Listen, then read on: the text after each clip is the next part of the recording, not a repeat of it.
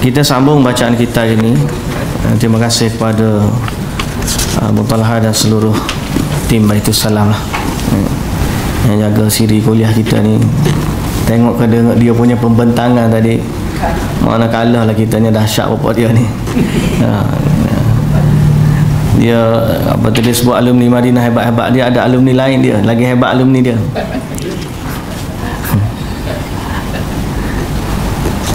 Baik. Kita baru ni kita baca tentang talbis iblis terhadap makan dan minum pada orang-orang yang sufi, di mana bicara kita tentang makan dan minum ni ialah kita bersederhana dalam bab makan dan minum, kerana nama kezuhudan itu tempatnya di hati. Cuma ada masalah menjaga makan agar tidak berlebihan, itu na'am. Tapi kalau memaksa diri sampai peringkat lapar, dengan kelaparan itu menampakkan zuhud padahal makanan ada di keliling dia, maka itu bukanlah sebahagian daripada kezuhudan. Kalau dia puasa tu lain cerita.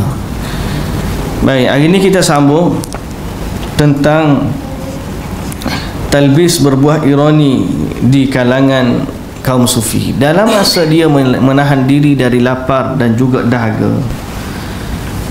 Terdapat juga sebahagian daripada mereka yang terbalik, malah sufi di zaman kini boleh jadi sudah banyak terlibat dengan kemewahan, kesenangan, dalam keadaan mereka tu nak menjaga diri. Penulis berkata, qala al-musannif rahimahullah, diriwayatkan kepada kami dalam hadis Nabi sallallahu alaihi wasallam bahawa baginda bersabda, innallaha azza wa jalla yuhibbu an yara athara ni'matihi ala 'abdihi. Hadis dalam riwayat al-Imam at-Tirmidzi. Sesungguhnya Allah suka melihat kesan-kesan nikmatnya yang diberikan kepada hambanya. Allah suka melihat kesan nikmat. Kalau kita Allah bagi nikmat, maka gunalah nikmat Allah bagi. Allah suka begitu. Jangan sampai kita ni ada nikmat tapi hidup lebih fakir daripada orang yang ada. Itu Allah tak suka. Jadi kita kata dah sebelum daripada ni, asas kepada kesederhanaan para ahli sufi, zuhud pada zaman dahulu adalah kerana itulah waktu, itulah sifat yang mereka ada pada masa tu. Kalau payakan pakaian mereka 2 helai, sebab masa tu pakaian memang 2 helai, tak banyak. Tak berbeza dengan zaman industri kita. Kita kata dah sebelum daripada ni, andai kata orang tu tak cukup baju, kalau pergi beli bandel pun baru baju RM5, RM2, ada yang RM1 selai, boleh pakai, boleh tutup aurat dia. Dan dia bukanlah dengan sengaja nak koyak, sengaja nak tunjuk, padahal dia ada nikmat, ada duit dalam bank, tiba-tiba sengaja pakai baju koyak. Bukan baju koyak hak mahal tu, memang baju koyak hak murah. Lah ni baju koyak pun harga mahal daripada baju betul. Ni orang kaya terpaksa membayar dengan harga yang lebih untuk merasai nikmat orang miskin. Nah, dia kaya, dia nak rasa nikmat orang miskin, dia kena bayar dengan harga yang mahal. Sedang orang miskin nak pakai tiap-tiap hari baju koyak, tak ada apa pun. Allahul musta'an. Jadi itu ujian Allah terhadap orang yang ada harta. Bakar bin Abdullah berkata, siapa yang diberi satu nikmat lalu nikmat tersebut terlihat padanya, dia disebut kekasih Allah yang memberitahukan nikmatnya. Adapun siapa yang diberi satu nikmat lalu nikmat tersebut tidak terlihat padanya, dia disebut orang yang dibenci Allah yang menentang nikmatnya. Menyedikitkan makan yang terlarang bagi kita meyakini, bagi kita yakini menyedikitkan makanan yang melebihi batasan kewajaran. Menyedikitkan makanan yang terlarang bagi kita, yakni menyedikitkan makan yang melebihi batasan kewajaran. Okey. Kondisi seperti ini terbalik di kalangan sufi zaman ini. Kondisi seperti ini terbalik di kalangan sufi zaman ini, yang pikiran mereka hanya tertuju pada makanan, seperti halnya pemikiran para pendahulu mereka yang hanya tertuju kepada rasa lapar. Mereka biasa makan siang dan malam lengkap dengan manisannya, padahal semua itu ataupun sebahagian besarnya didapatkan dari wang yang kotor. Mereka tidak mahu mencari dunia dengan bekerja atau berusaha, namun mereka juga tidak fokus saat beribadah. Mereka asyik menganggur dan berleha-leha, bersahajalah, hingga pikiran sebahagian besarnya tertuju kepada makan dan main saja. Sufi hijanya tak ada, tapi nak makan, nak minum, bermewah-mewah, sehingga akhirnya sibuk dengan pikiran begitu. Tambah pula pengikut-pengikut dia pula tak bagi duit macam-macam. Sekali salam cium tangan kena selit duit dalam tangan cium tangan, habis salam dapat. Jadi terbalik dengan orang zaman dulu. Zaman dulu lagi lari daripada kemewahan dunia. Zaman lah ni dengan kesufiannya dia mendapat habuan dunia. Jika ada seseorang dari kaum ini yang baik, mereka akan mengatakan bahawa dia sedang bersyukur. Maka kalau seseorang dari mereka berbuat buruk, mereka kata dia bisa mohon keampunan. Mereka menyebut sesuatu yang mereka wajibkan kepada diri sendiri sebagai kewajipan, padahal menyebut sesuatu yang tidak disebut syariat sebagai kewajipan adalah sebuah pelanggaran terhadap syariat itu sendiri. Jadi mereka meletakkan pada diri mereka satu syariat, ini wajib gini, kena melazimi begini, padahal tidak ada pun perintah dari syariat untuk mewajibkan sesuatu yang mereka kata tu. Jadi itu lebih berat daripada kezuhudan jaga makan dan minum. Mana zuhud, kalaulah dia jaga diri daripada lapar ataupun daripada kemewahan dunia, kerana dia sayang kepada jiwa dia, maka lebih patut dia kezuhudan itu dalam soal menjaga agama. Masalahnya dia sayang kepada diri dia, dia jaga dengan zuhudnya begini. Tapi soal agama dia main hentam je, tokok tambah dalam agama, reka tu reka ni. Akhirnya rasa agama dia tak anggap sebagai zuhud dalam bab tu. Kita ni nak jaga diri, lebih utama kita jaga agama. Dengan menjaga agama lah diri kita boleh menjadi tenang dan juga tentera. Keimanan bertambah dengan sifat apa? Jaga agama. Ni jaga iman tapi dalam masa yang sama merosakkan agama. Tak jadilah lagu tu. Betul? Jadi itu sufi yang sudah terbalik. Dia sebut sini, ironinya bila kita belajar begitu, kaedah sufi berbalik kepada sufi hari ni bertentangan dengan sufi yang ada zaman dulu. Bertentangan dengan sufi yang ada zaman dulu. Aku pernah melihat seseorang dari mereka pada waktu diundang menghadiri jamuan. Dia makan dengan rakusnya, memilih makanan enak, kadang memenuhi saku bajunya dengan berbagai makanan tanpa izin tuan rumah. Pergi makan dan kata zuhud tapi pergi gak habis poket isi.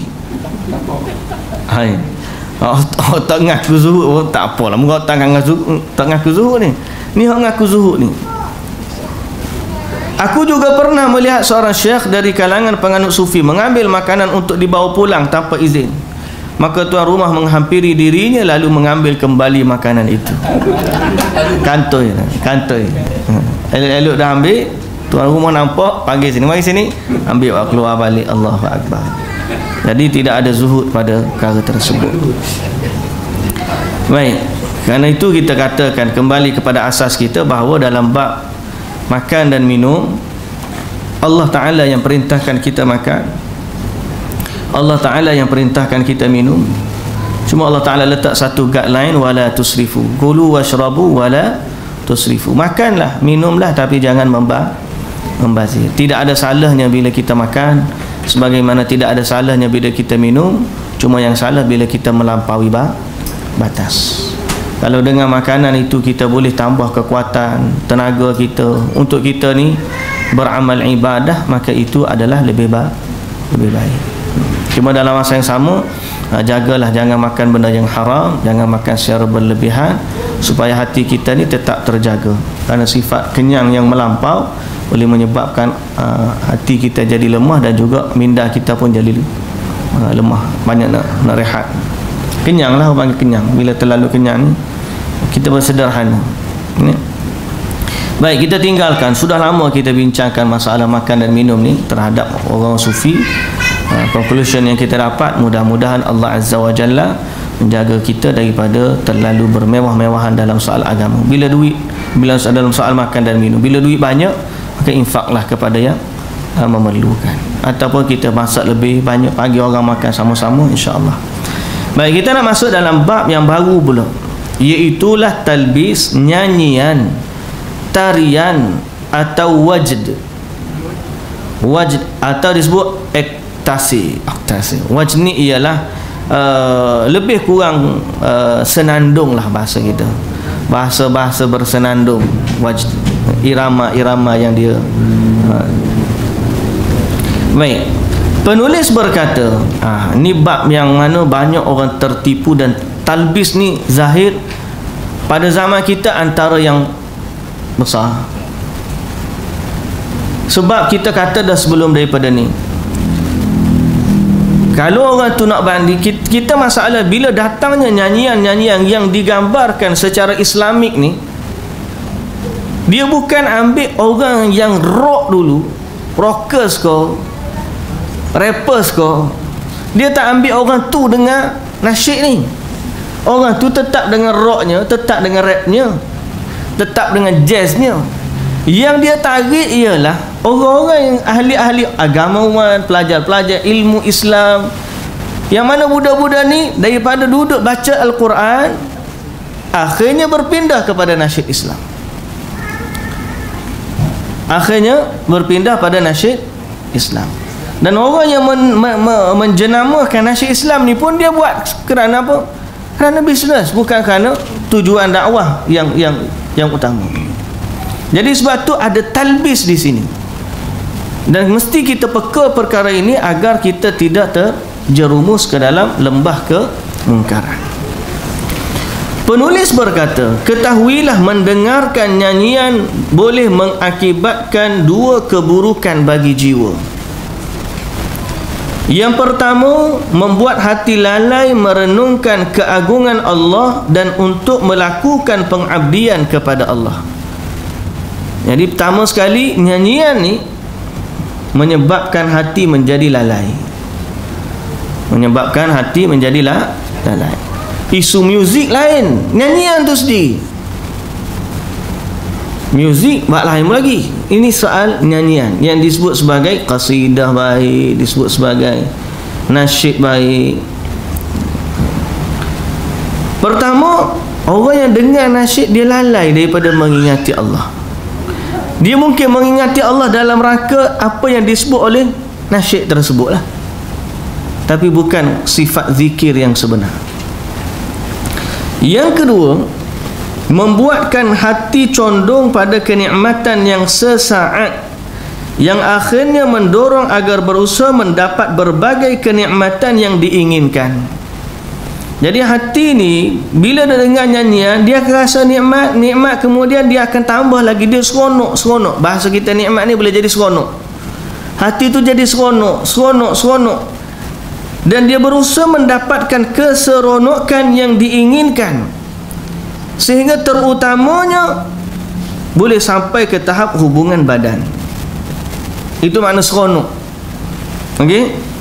Sedang puncak dari kenikmatan hubungan badan tidak dapat diraih melainkan dengan wanita-wanita baru. Dan tidak ada jalan untuk memperbanyakkan wanita-wanita baru dengan cara yang halal. Wanita-wanita hamba. Kalau zaman dulu hamba lah. Kalau zaman kita lah ni nak cari hamba memang tak ada dah. Kalau zaman dulu orang yang nyanyi ni siapa? Hamba ya. Orang merdeka tak ada. Hamba duduk nyanyi ni. Tuan dia panggil, hiburkan aku. Hamba duduk nyanyi. Kemuncak kepada tu tak apalah, hamba tu milik dia. Tapi zaman lah ni benda tu tak ada. Okey. Nyanyian tersebut tetap juga menjentik hati orang yang mendengar. Dan keseronokan tu dia tak dapat sebab lala ni nyanyian tu bukan dari hamba. Akhirnya mana? Atas dasar itulah mendengarkan nyanyian terbukti kesan pada memberi kesan kepada satu penzinaan. Lama-lama dia akan pergi kepada zina.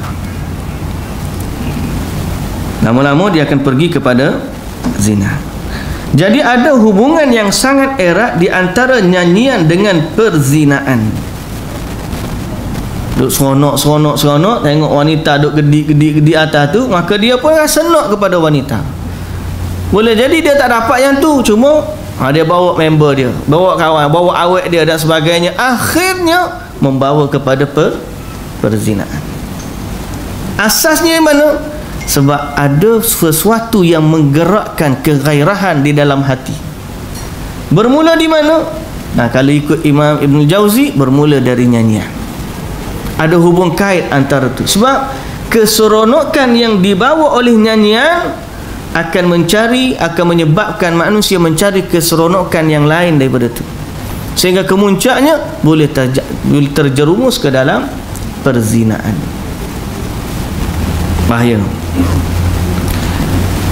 Kerana nyanyian merupakan kenikmatan rohani, sedang perzinaan merupakan kenikmatan jiwa yang paling besar.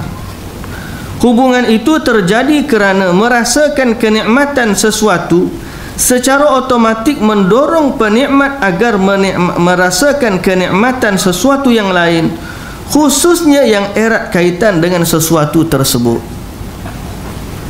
Sebab tu tak terlepas dalam bab ni, tak terlepas. Akhirnya terjerumus ke dalam penzinaan.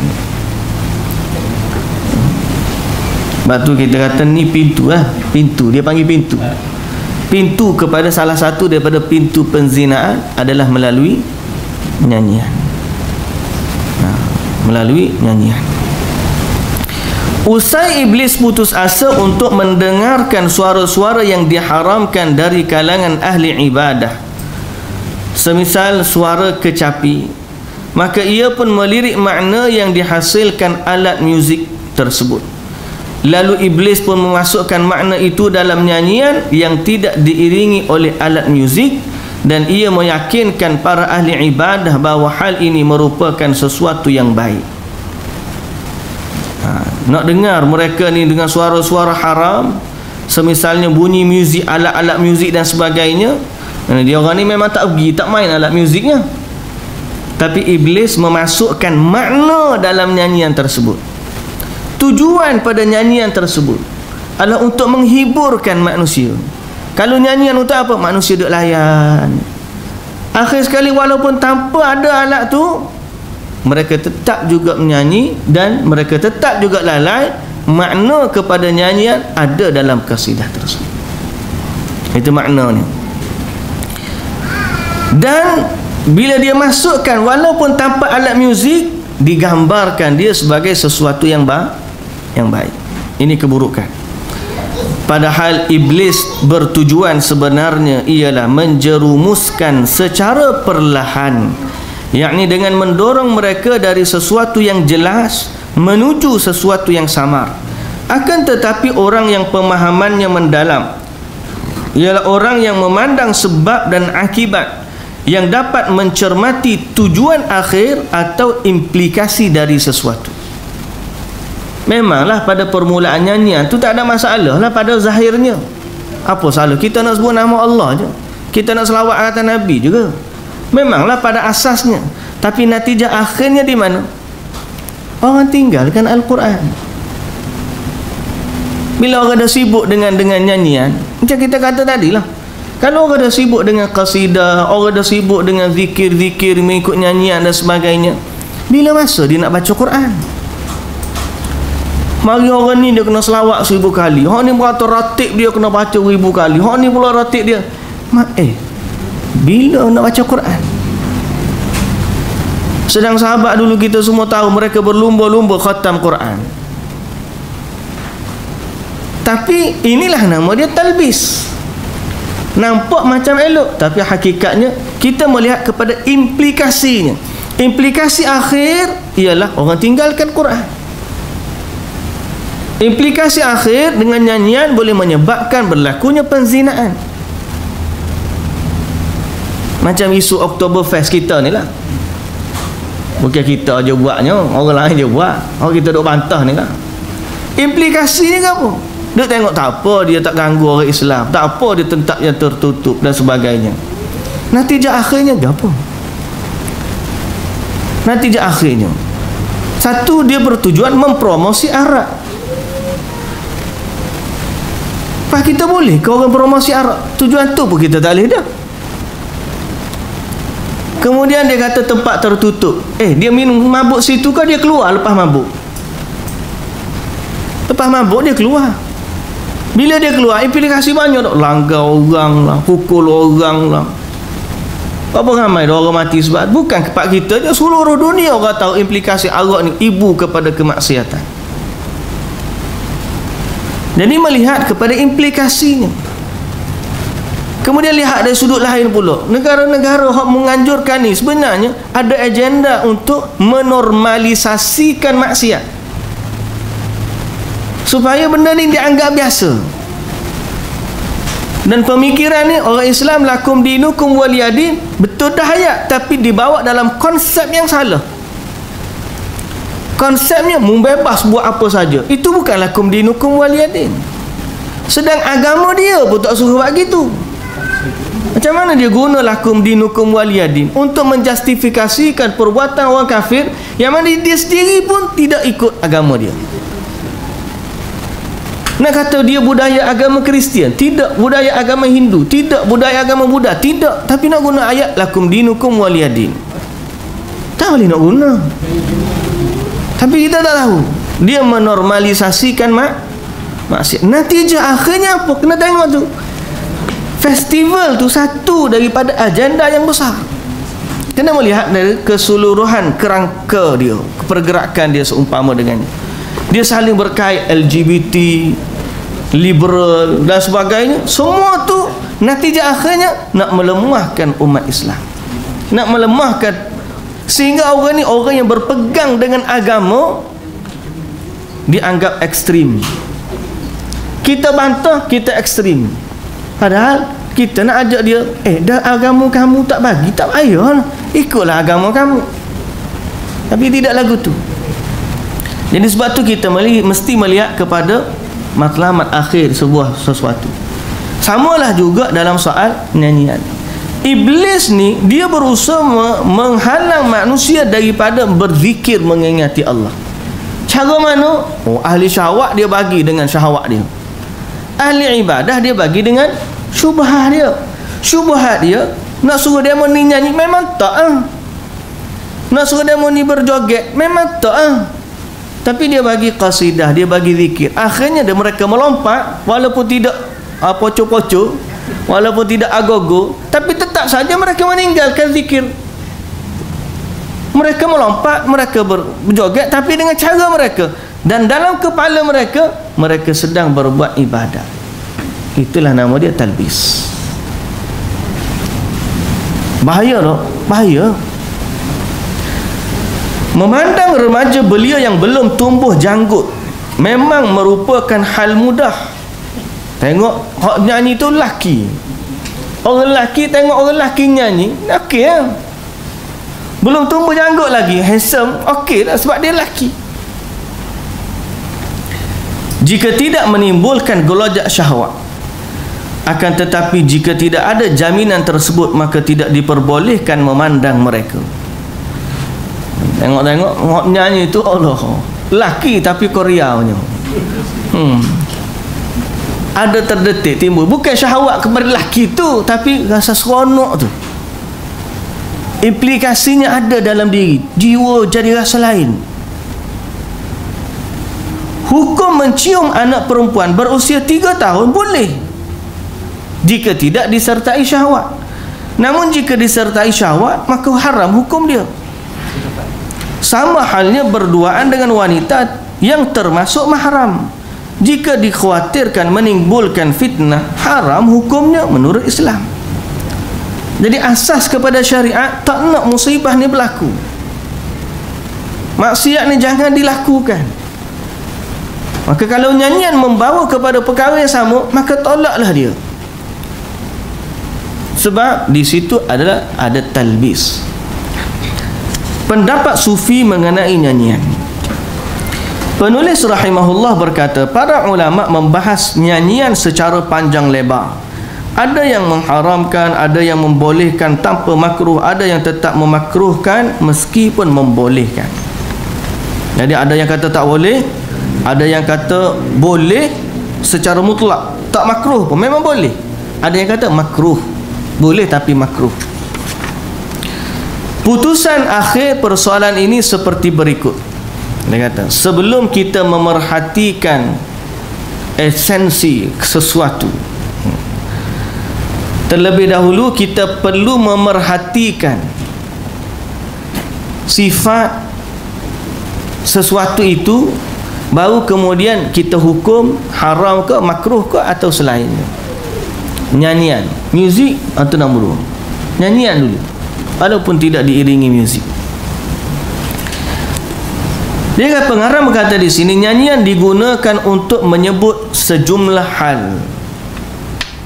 Jadi nyanyi ini ada beberapa perkara. Okey?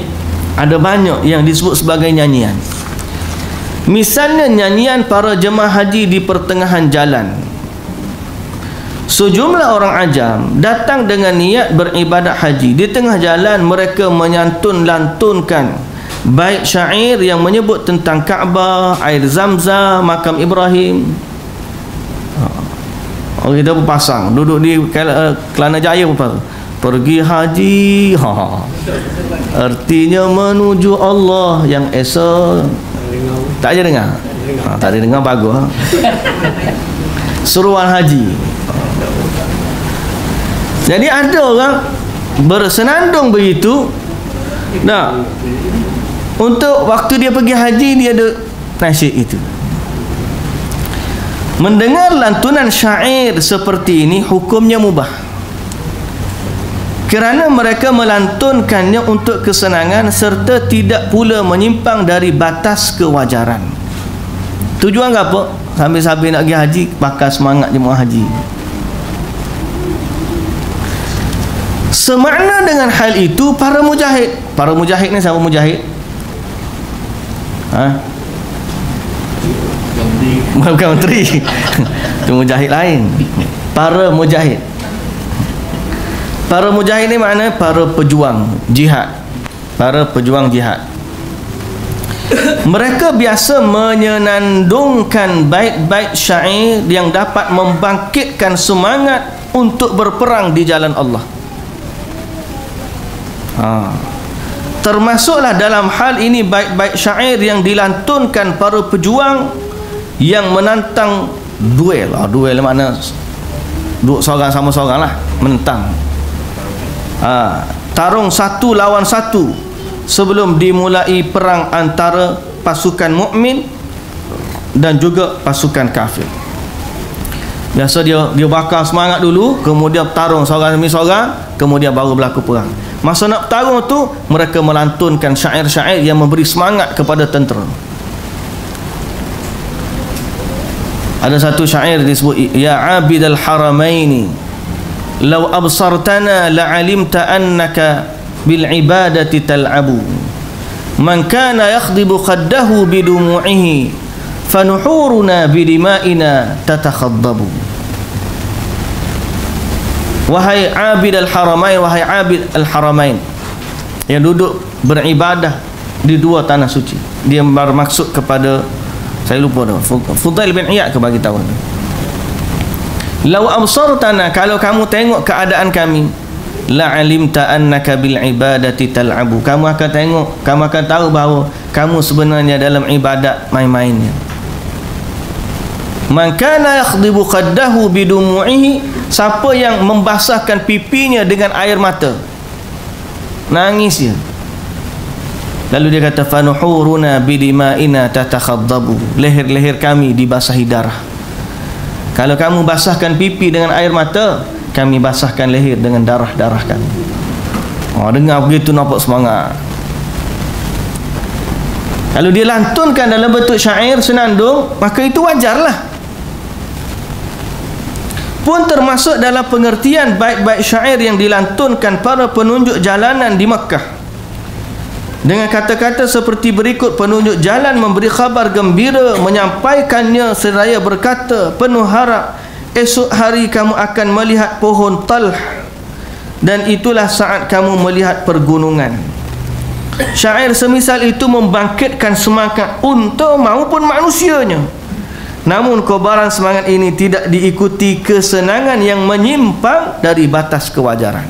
Jadi okey, bersenandung dalam soal jihad, dalam soal musafir nak pergi ke Mekah, dalam soal nak bakar semangat, penunjuk jalan hak nak pergi, sambil-sambil dia tu dia bersyair. Penulis berkata, Rasulullah sallallahu alaihi wasallam mempunyai pengiring unta yang bernama Anjashah. Satu hari unta tu berjalan lebih cepat kerana digiring dengan lantunan syair huda. Rasulullah sallallahu alaihi wasallam pernah bersabda, "Ya Anjashah, ruwaidaka sauqan bil qawarir." Perlahanlah kamu dalam membawa kaum wanita yang mudah pecah seperti botol kaca. Disebutkan dalam hadis Salamah bin Al-Aqwa', dia mengisahkan, kami pergi bersama Rasulullah sallallahu alaihi wasallam menuju Khaybar. Lalu kami melakukan perjalanan di malam hari. Seorang di antara kaum yang ikut berkata kepada Amir bin Al-Aqwa', bersediakah kamu memperkenalkan bait syairmu kepada kami? Amir adalah seorang penyair. Dia lantas mengiring rombongan sambil melantunkan syair. Wahai Allah, andai bukan kerana-Mu, tentu kami takkan meraih petunjuk, tidak bersedekah dan tidak pula salat. Maka turunkanlah ketenangan kepada kami dan pendirian kami teguhkanlah saat nanti musuh berada di hadapan. Kemudian Nabi sallallahu alaihi wasallam tanya, siapa pengiring itu? Mereka menjawab, Amir bin Al-Aqwa'. Lalu baginda bersabda, semoga Allah merahmatinya. Semoga Allah merahmatinya.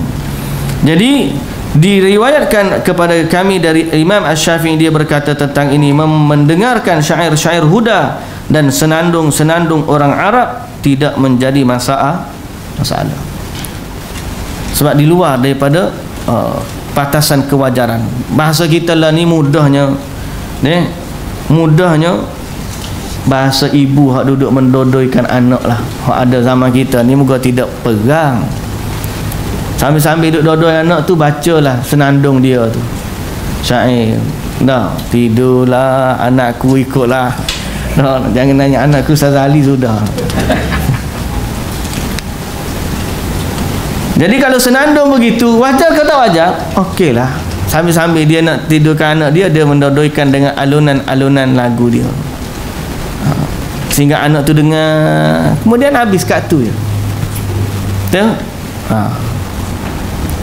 Terkadang mereka menyenandungkannya disertai dengan tabuhan rebana. Dan itulah perkara yang diwajarkan, dibolehkan untuk kaum wanita ataupun di hari raya. Sebagaimana riwayat yang disebutkan dalam sebuah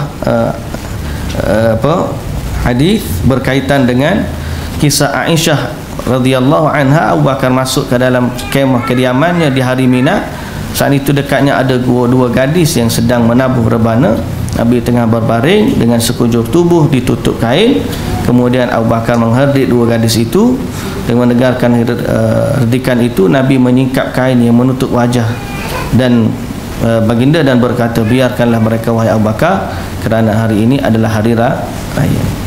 Penulis rahimahullah berkata, secara zahir dua gadis tersebut masih kecil, kerana Aisyah saat itu juga masih kecil. Penting diketahui bahawa Rasulullah SAW biasa membawa gadis-gadis belia ke hadapan Aisyah untuk bermain bersamanya. Melalui nukilan di atas terlihat jelas apa yang mereka senandungkan. Bait-bait syair yang mereka senandungkan bukanlah sesuatu yang membuat girang. Rebana remada mereka juga bukan seperti rebana yang dikenali di saat ini. Contoh lain syair yang biasa disenandungkan oleh orang-orang berderaja sikap zuhud yang dapat menggerakkan hati untuk mengingat akhirat, dan itu biasa mereka istilahkan dengan zuhdiyat.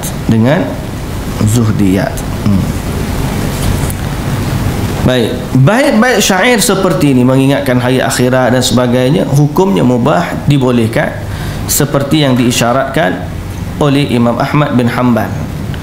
Disebutkan dalam riwayat Abdus, aku mendengar Abu Hamid Al-Khalqani bertanya kepada Imam Ahmad bin Hanbal, wahai Abu Abdillah, bagaimana pendapatmu mengenai qasidah-qasidah yang dapat melembutkan hati, yang menyebut tentang syurga dan neraka. Imam Ahmad menjawab, contohnya apa? Contohnya apa? Dia kata, aku menjawab, mereka mengatakan, kala Rabbku bertanya menegur, tidakkah kamu malu mendurhakaiku?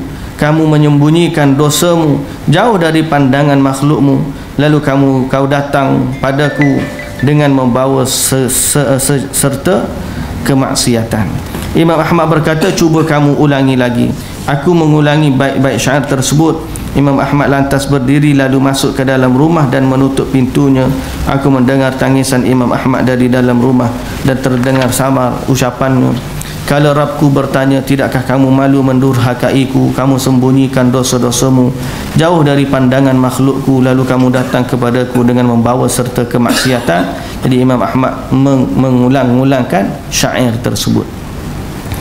Jadi adapun syair-syair yang disanandungkan oleh orang-orang yang menangis sambil meratap, membangkitkan kesedihan dan tangisan, syair-syair seperti ini terlarang lantaran isi yang terkandung di dalamnya. Okey, itu dalam bab satu perkara berkaitan dengan hari akhirat. Berbeza dengan syair yang disenandungkan para penyanyi. Berbeza. Okey. Yang menyebut keindahan tubuh kaum wanita, arak, membangkitkan syahwat, menyimpang dari batas kewajaran, membangkitkan kesenangan untuk bermain-main yang terpendam dalam jiwa, seperti nyanyian dan dengan iringan alat muzik yang dikenal pada zaman sekarang. Nyanyian seperti syair-syair semacam ini, mereka telah menciptakan berbagai jenis lantunan irama. Namun semua itu hanya akan mendorong pendengarnya keluar dari batas-batas kewajaran sambil membangkitkan hawa nafsu. Tu kata dia, kalau dia tahu nyanyian hak zaman dah ni, tak tahu ni. Nyanyian zaman dah ni bukan sekadar menceritakan sifat fizik wanita, tak, menceritakan sifat bagaimana nyanyian itu sendiri mengajak kepada zina. Lagi teruk, panggil datanglah, nah, sebut perkataan-perkataan lucah lah, macam-macam. Lagilah tu musibah. Mereka juga mempunyai sesuatu yang disebut sebagai basit, yang menggerakkan hati secara perlahan. Lantas mereka senandungkan nasyid yang juga menggoyang-goyang hati secara tidak langsung. Tambah lagi dengan hentakan tongkat yang sesuai lantungan nasyid, di samping tabuhan rebana yang ia hentak-hentak, jari telunjuk yang meliuk-liuk di atas seruling. Inilah bentuk nyanyian yang dikenali pada zaman sekarang. Tu zaman dia, zaman kita tak ada seruling pun tak ada dah. Macam-macam je bentuk. Penulis berkata, sebelum mengutarakan boleh, haram atau makruhnya nyanyian, terlebih dahulu seorang yang berakal menasihati dirinya sendiri serta saudara-saudaranya pun terus mewaspadai tipuan iblis yang memperlakukan nyanyian ini sebagaimana tipuan-tipuan sebelumnya yang semuanya disebut dengan nyanyian. Orang tersebut tidak boleh memahami semuanya dalam satu makna, lalu mengungkapkan si fulan membolehkannya sedang si fulan memakruhkannya. Jadi sebelum, patutnya dia kata, ayat ni nak sebut, patutnya sebelum dia kata boleh atau tak boleh hukum nyanyian tu, dia bezakan dulu nyanyian mana, ni nama apa, ni nama apa, ni nama apa, supaya apa? Supaya bila kata boleh, orang tahu yang mana tak boleh. Orang tahu yang mana boleh, yang mana tak boleh. Seperti hukumnya kita sebut sebelum ni, hukum bomoh. Contoh, orang kita ni bila sebut bomoh, semua kena belaka. Dukun, ahli sihir, even orang ruqyah syar'iyah, orang baca ayat-ayat Quran pun, asal hembus dia panggil bomoh belaka. Senang. Jadi patutnya dia tahu mana ahli nujum, mana tukang ramal, mana bomoh sihir, dan mana ruqyah syar'iyah. Sehingga yang kata tak boleh adalah sihir. Ruqyah tak apa, Tapi balik pula dia kata, nak mana beza lagu mana ustaz? Sebab orang kita panggil semua bomoh belakang. Jadi lagu tu, masalah nyanyian ni ada beberapa yang kita sebut dah tadi. Kalau boleh syair, ni maksud dia. Kalau boleh, kalau nak apa tu motivasi jihad, nama dia begini. Nak mursafir, nama dia begini. Tapi belum dia keluarkan hukum, bezakan dulu baru kata boleh tak boleh. Hak dibimbang, dia kata tentang satu hukum boleh nyanyian, bermaksud nyanyian A, tapi orang faham semua A, B, C, D ni boleh belaka. Tu dia kata. Jadi terlebih dahulu kita memulai dengan menasihati diri sendiri dan sama saudara, dan inilah yang paling utama. Jadi selanjutnya kami sampaikan bahawa seperti diketahui watak manusia hampir sama dan nyaris tidak berbeza satu sama lain. Okey. Kita pergi kepada talbis pula. Talbis. Tadi disuruh hukum. Sekarang ini pergi kepada talbisnya bagaimana. Andai kata ada seorang pemuda berbadan sihat, berwatak lurus, mengutarakan bahawa kecantikan wanita tidak membuat hatinya terusik, tidak berpengaruh bagi jiwanya, dan tidak membahayakan agamanya.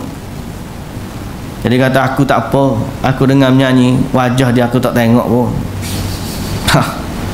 hatiku tak terusik, jiwa tu kental, dia kata. Sedang dia seorang pemuda, kita kata aku tak percaya. Sebab setahu kami dan kami yakini watak manusia ni lebih kurang sama.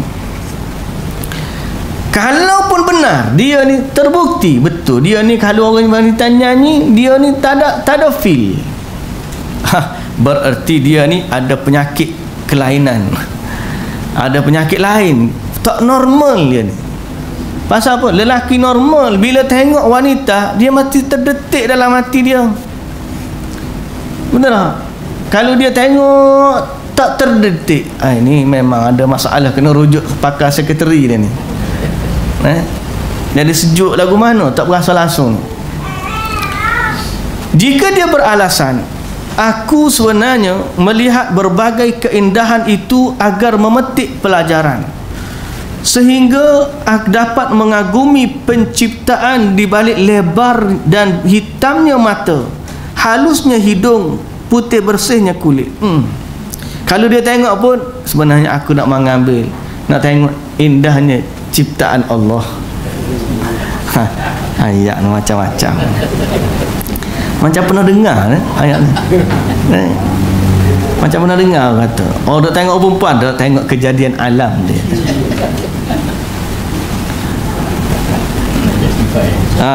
Justify. Maka kami nyatakan pelajarannya, jika kamu mau memetik pelajaran, cukup dengan hal-hal yang mubah. Banyak lagi kalau kamu nak ambil iktibar. Tengok pokok, tengok matahari, tengok bulan, tengok langit.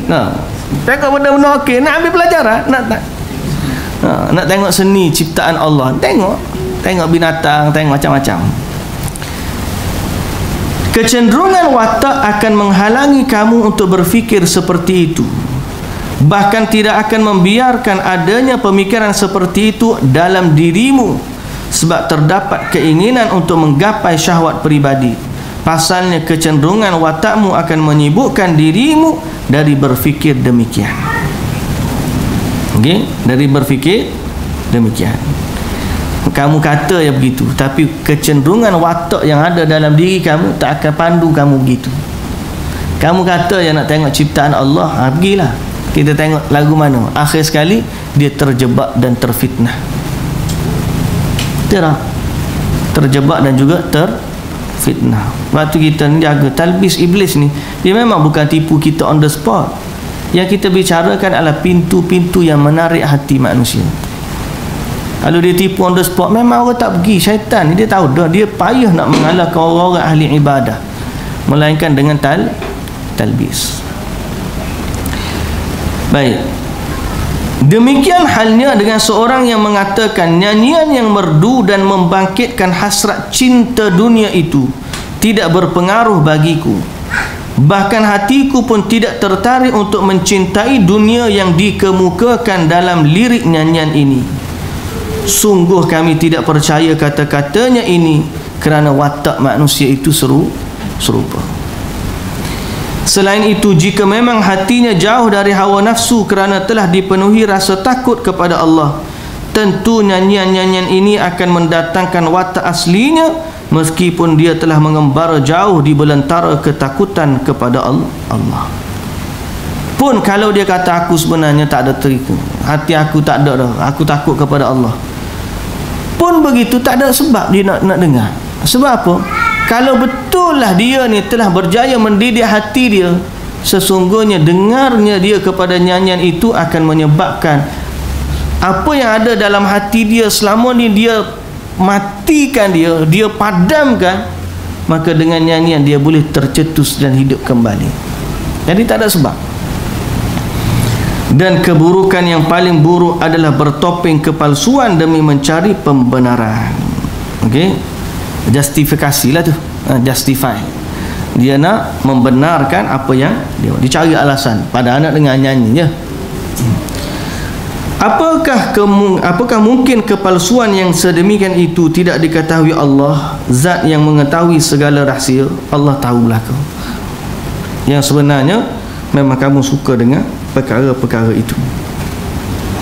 Nasyid ke alasan dia belaka tu. Yang sebenarnya kamu nak dengar lagu. Yang sebenarnya kamu seronok dengan alunan-alunan suara, muzik dan seumpama dengannya. Sampai ada orang justify dengar lagu Hindustan, dia sebenarnya dia ni qari, kita sebenarnya nak dengar lagu ni supaya rasa feel ada zuk nak buat lagu Quran. La ilaha illallah. Ada orang kata gitu. Jadi kita rasa tak perlulah, tak perlu sampai kita kena dengar lagu Hindustan untuk baca Quran. Mustahil. Quran Allah ajar kita macam tu. Tapi ada orang justify macam tu. Ada. Dia dengar lagu untuk dah kata feel, supaya kita dengar lagu, boleh baca Quran dengan lagu. Saya kalau anak-anak murid saya nak dengar, kita dengar Quran tu, nak feel baca Quran, dengar orang baca Quran lah. Ambil qari-qari pun dengar, qari ni qari dengar, akhir sekali kita rasa feel tu, kita boleh baca Quran. Ni tak kita dengar lagu yang ustaz untuk dapat feel baca Quran. Yang sebenarnya mu nak dengar lagu. Bahayalah ni. Mari pula cerita pula lagu tu dalam masjid. Parah jadi. Jadi mestilah dia takut kepada Allah, zat yang mengetahui segala rahsia. Lantas jika pertanyaan sufi gadungan tersebut benar, tetap saja kita tidak boleh membolehkan nyanyian, membenarkan nyanyian, kecuali bagi orang yang memiliki sifat seperti dijelaskan di atas. Tapi apa yang boleh dikata, kaum sufi itu telah membolehkan nyanyian secara mutlak bagi para pemuda serta pemula, juga bagi anak-anak kecil yang bodoh. Jadi kalau kamu kata begitulah alasan untuk membolehkan nyanyian, maka biar pada orang hak tu je. Tapi kamu ambil hukum ni pada seorang ni, semua orang ikut tarekat tu, siapa ikut jalan kesufian tu, kamu ajak dia untuk menyanyi bersama, seolah-olah semua mereka tu hati tak tertipu dengan nyanyian. Kalaupun kamu rasa nyanyian tu dibolehkan bagi orang hati dia tak tertipu dengan nyanyian, tapi sebenarnya hari ni dia buka satu pintu, semua orang ikut jalan dia dengar belakang, kumpul satu padang dekat stadium, panggil orang duk nyanyi situ dengan alasan hati kita tidak cenderung kepada nyanyian. Habis tu budak-budak tu apa? Nak didik dia di atas, terbinanya, membesarnya dia dengan nyanyian. So kita nak expect dia sibuk dengan bacaan Quran? Tak. Sampai-sampai Abu Hamid Al-Ghazali menyatakan, menyebut pipi, dagu, bagusnya perawakan, postur tubuh dan sifat-sifat wanita selainnya menurut pendapat yang sahih tidaklah haram. Sebab apa? Sebab dia rasa dia tak terfitnah. Tapi dalam soal yang sebenar, kalau dibukakan kepada semua orang, musibah. Penulis rahimahullah berkata, ada orang yang mengatakan, aku mendengarkan nyanyian bukan untuk kepentingan duniawi, tapi guna memetik pelajaran darinya. benarnya aku bukan, tapi makna dia tu seronok dengar. Okey, dengar lagu-lagu baik-baik dia ni boleh ambil intibar lah. So apa jawapannya? Kadang-kadang kita pun payah juga nak lari pergi dengar, galik juga dengar. So apakah perkara itu dibenarkan atau boleh atau tidak mendatangkan fitnah, ataupun dia sebahagian daripada talbis iblis yang memang sebenarnya sedang memancing kita untuk sibuk dengan nyanyian. Mula-mula kita dengar begini. Nah, kita doa kepada Allah lah. Kita pun semua bukan daripada background yang mana bersih daripada nyanyian ni. Maknanya zaman kita ni hidup mana-mana pun dengar lagu. Naik flight ada lagu, shopping komplek ada lagu, pergi pasar malam pun ada lagu, naik kereta ada lagu, naik mana-mana Allahu Akbar. Waktu saya pergi ke Mesir, duduk mana pun ada lagu. Naik kereta ni, kereta kuda ni, naik kereta keldai pun ada lagu. Dahsyat. Kereta kuda ada pasang mikrofon, masuk pasang speaker, naik kereta kuda. Naik bot sampai naik bot atas sungai ni ada lagu. Mana-mana pun ada lagu. Allahu Akbar, dia kata. Nak lari lagu mana? Akhir sekali bagaimana jiwa kita? Nak lari daripada tu. Allahu Akbar. Jadi kalau dia kata aku memang sebenarnya dengan lagu, cuma aku nak ambil pengajaran daripada lagu tu je, bukan nak dengar lagu tu sangat. Apa jawapan Ibnul Jauzi dalam masalah ni? Dia kata watak manusia lebih dahulu mencapai maksud sebelum boleh memetik pelajaran dari nyanyian tersebut. Sama seperti orang berkata, aku melihat wanita cantik ini agar dapat merenungkan hakikat penciptaan makhluk. Sebelum pandangan, bahasa kita nak mudah, sebelum pandangan tu daripada mata kita dengar atau telinga, mata kita lihat, telinga kita dengar, sebelum dia sampai ke otak untuk ambil pengajaran, dia terlebih dahulu sampai ke hati untuk terfitnah dengannya. Boleh faham? Kita kata kita nak ambil pelajaran, sebelum kita sempat ambil pelajaran, hati kita sudah cenderung, sebab hati lagi laju daripada akal kita.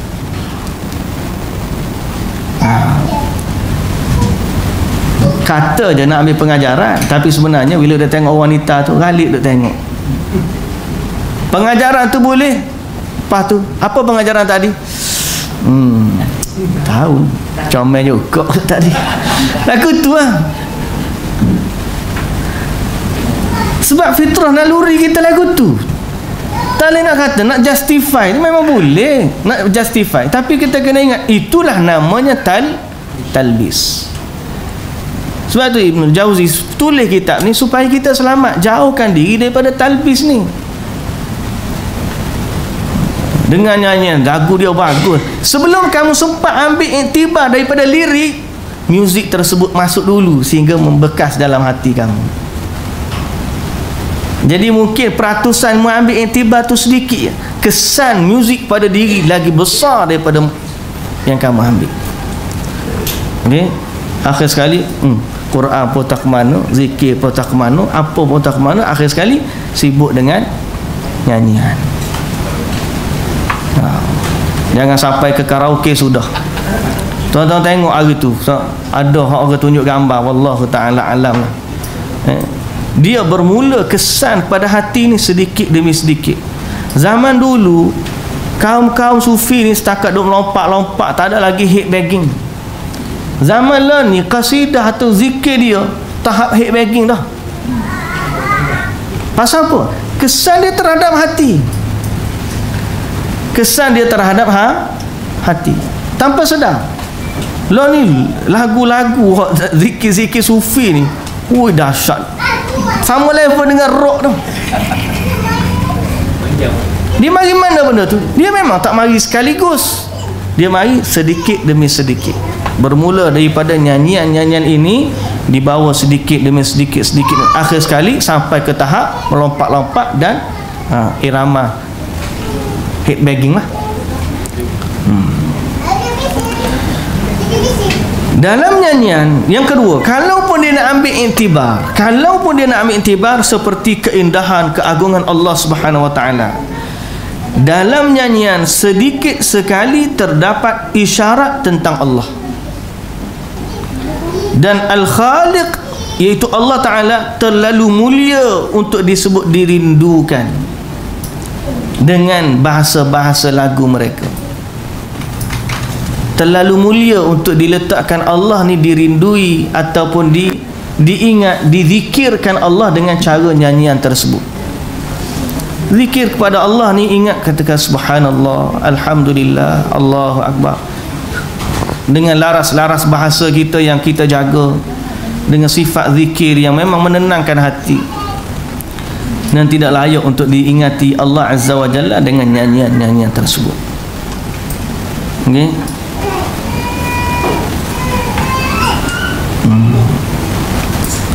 Kita heran, zaman dulu orang siapa peringkat khalifah pun orang buat syair. Khalifah ni orang buat syair untuk puji-puji, untuk dapatkan harta. Dalam keadaan mereka puji khalifah, mereka puji Allah. Maka kita kata setengah-setengah keadaan memang tak layak untuk dipuji pun. Zaman kita memang orang tak puji pun, tak ada lagi lah orang buat nyanyian tu puji agung. Tak ada lagi orang buat nyanyian puji raja-raja Melayu. Kalau ada pun lagu patriotik, negaraku. Nah, kemudian apa? Jalur Gemilang ke, raja kita selamat bertahta, setakat tu je lah. Cuba dia buat lagu-lagu yang menyebut seperti yang mereka buat kepada Allah. Zaman lah ni lah, kita ambil konteks zaman lah ni. Dia buat kalimah Allah tu sehingga jadi mainan. Lalu dia kata untuk mengambil iktibar. Iktibar apa? Sehingga tak layak kalimah Allah tu disebut dengan cara yang mereka alunkan. Dengan unjuknya, dengan apa tu? Apa tu?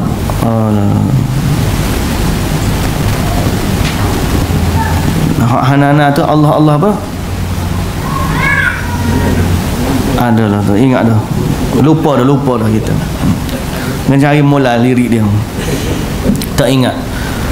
Kalimah Allah tu Allah. Apa tak ingat dah. Kan ada kan hujung dia tu. Maka Allahu.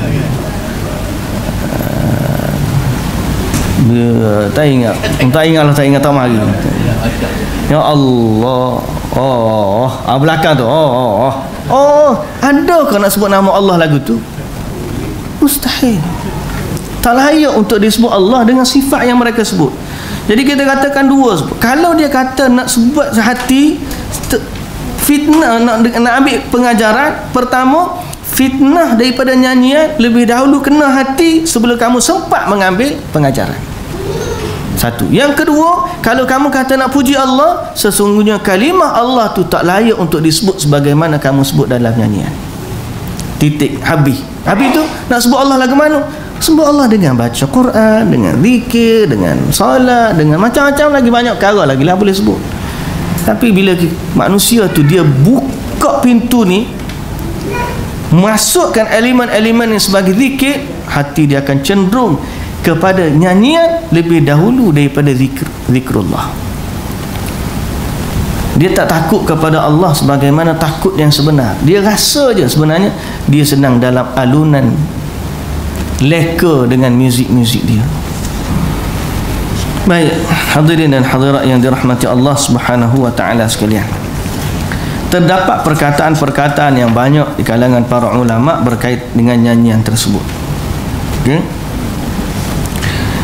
Nyanyian di masa Imam Ahmad, pada mazhab Imam Ahmad terkait nyanyian. Nyanyian Imam Ahmad hanyalah senandung nasyid kezuhudan. Namun demikian saat mereka mulai melagukan nasyid, pendapat yang diriwayatkan dari Imam Ahmad berbeza-beza.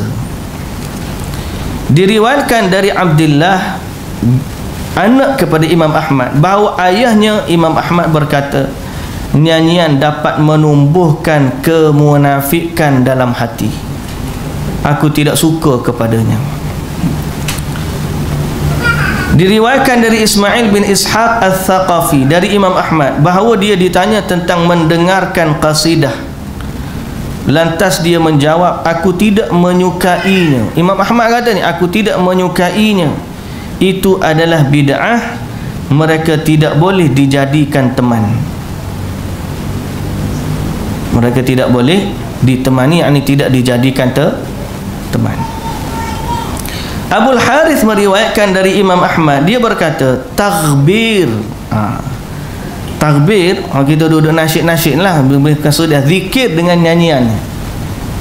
Taghbir itu bid'ah. Ada yang menimpali itu dapat melunakkan hati, tapi dengan cara tu kita dapat melembutkan hati. Kata dia bid'ah. Masa apa? Sebab orang dulu tak buat lagu tu untuk melembutkan hati.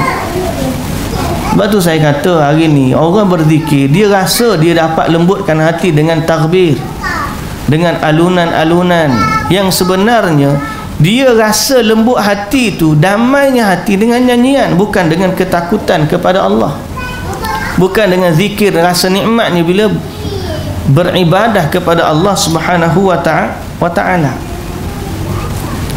Cuba buat ambil lagu tu, dia zikir, ingat tak kepada Allah? Dah. Dia menangis sebab alunan. Waktu dia alunan sedih, dia menangis. Alunan gembira, dia tertawa. Pasal apa? Alunannya.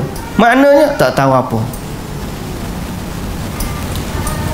Ya'qub Al-Hashimi meriwayatkan dari Imam Ahmad, takbir itu adalah bid'ah yang dibuat-buat. Ya'qub bin Bukhtan meriwayatkan dari Imam Ahmad rahimahullah, aku tidak menyukai takbir. Imam Ahmad melarang mendengarkan nyanyian di samping takbir. Takbir ni zikir lagu dah. Zikir dalam keadaan berlagu. Selawat lagu lain. Zikir ni lagu lain. Mari ada setiap lagu, setiap zikir ada lagu dia. Sehingga sibuk dia dengan. Ada kita kadang-kadang sampai pekat duduk nasyid pun, duduk zikir pun dengan ada irama. Kalau tak ada subhanallah, alhamdulillah, wala ilaha illallah, wallahu akbar. Tak, dia mesti dengan buat lagu, zikir, munajat dan sebagainya. Nah, jadi orang seronok lah. Tapi keseronokan tu sebab mana sebenarnya? Okey. Akhir sekali daripada situ pergi kepada berat lagi, pergilah akhir sekali lompat-lompat dan sebagainya. Dia pintunya yang sedikit takbir ni. Penulis berkata, semua dari riwayat dari Imam Ahmad menunjukkan bahawa nyanyian hukumnya makruh. Abu Bakar Al-Khallal mengungkapkan Imam Ahmad memakruhkan qasidah, yakni saat ada yang mengadukan kepadanya mereka bertingkah seperti orang gila. Dalam riwayat lain, Abu Bakar menukirkan dari Ahmad, dari Imam Ahmad, keterangan yang menerangkan bahawasanya qasidah itu tidak apa-apa dilakukan. Al-Marwazi berkata, aku pernah bertanya kepada Abi Abdullah, yakni Imam Ahmad rahimahullah, tentang qasidah. Imam Ahmad pun menjawab, itu adalah bid'ah. Aku lalu bertanya kepadanya, perlukah mereka itu dikucilkan atau dibubarkan? Atau Abu Abdullah berjawab, terhadap mereka tidak perlu dilakukan. Penulis berkata, diriwayatkan kepada kami bahawa Imam Ahmad mendengar ada seorang yang bersenandung dekat anaknya Saleh, namun dia tidak mengingkarinya. Saleh kemudian bertanya kepada Imam Ahmad, wahai ayah, bukankah engkau mengingkari hal ini, yakni nyanyian? Imam Ahmad menjawab, itu kerana ada yang menyampaikan kepadaku bahawa mereka menggunakannya untuk berbuat satu kemungkaran. Itulah sebabnya aku memakruhkan hal ini, sedangkan yang terlihat kini aku tidak memakruhkannya. Aku berkata, sahabat-sahabat kami menukilkan dari Abu Bakar Al-Khallal dan temannya Abdul Aziz bahawa nyanyian itu hukumnya mubah, padahal yang dimaksudkan nyanyian oleh keduanya adalah nyanyian yang ada pada zaman keduanya, iaitu qasidah-qasidah yang bertemakan kezuhudan. Dan dengan pemahaman seperti inilah kita akan boleh memahami nyanyian yang tidak dimakruhkan oleh Imam Ahmad. Pernyataan yang disebutkan tadi dikuatkan dengan sebuah riwayat yang menyebut bahawa Imam Ahmad bin Hanbal pernah ditanya ihwal seorang yang meninggal dengan meninggalkan seorang anak dan seorang budak wanita yang bekerjaya sebagai penyanyi. Si anak dalam keadaan terdesak nak menjual hamba perempuan tersebut. Lalu Imam Ahmad bertanya, lalu dia bertanya tentang hukumnya kepada Imam Ahmad. Maka Imam Ahmad jawab, budak wanita itu tidak boleh dijual sebagai seorang penyanyi. Ada yang berkata kepada Imam Ahmad, jika dijual dengan penyanyi harganya 30,000 dirham, tapi dijual sebagai budak biasa hanya harganya 20 dinar. Imam Ahmad tetap kata wanita, budak hamba wanita itu tidak boleh dijual melainkan sebagai hamba biasa. Maksudnya pada di sisi dia, nyanyian tu tak kira apa pun. Atau hamba dulu hak ni hak nyanyi. Zaman kita ni habis orang merdeka pun nak jadi menyanyi belakang. Malah hak mulia ni tidak menyanyi. Nyanyi ni untuk menghiburkan orang. Habis masa dia kak? Tak ada. Orang panggil pakai buang. Tengah ada lagu, tengah suara sedap dan sebagainya, muka comel sikit kak orang dengar. Tapi dah tua tu tak tahu duk mana. Tak tak? Kalau dia duk ahli AJK masjid boleh kira. Kalau tidak tak ada apa. Nah, akhir sekali orang duk buang gitu.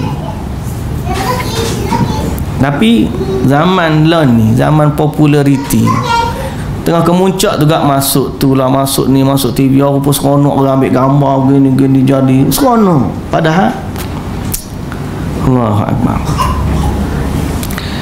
Imam Ahmad menegaskan itu lantaran biasanya budak wanita yang bekerjaya sebagai penyanyi tidak menyenandungkan qasidah dengan tema kezuhudan, melainkan dia melantunkan syair-syair yang membangkitkan hasrat dan keingin bercinta. Inilah alasan mengapa nyanyian terlarang.